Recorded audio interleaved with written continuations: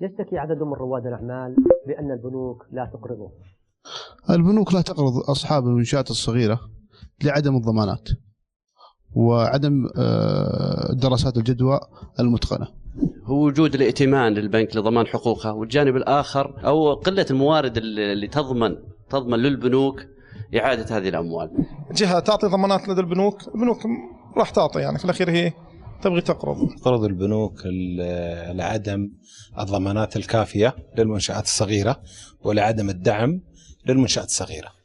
في الحقيقة فإن البنوك ينظرون إلى عدة متطلبات أساسية يجب أن تتوفر في رائد الأعمال حتى يمكن أن يمنح هذا القرض. هذه المتطلبات من أهمها الشخصية، فإن عددا من البنوك يقولون بأنهم يقرضون الشخص ولا يقرضون المشروع.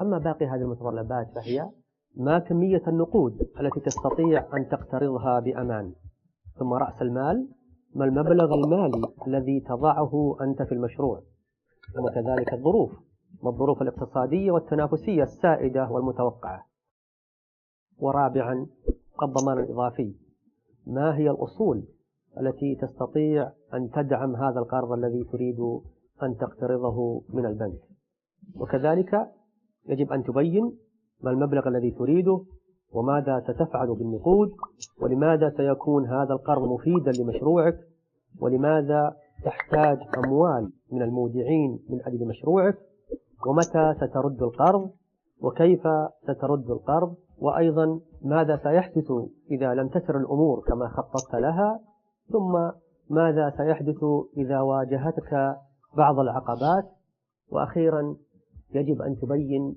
من هم العملاء. فهذا هو من أهم الأسئلة التي ينظر إليها البنك قبل أن يمنحك القرض الذي تريد.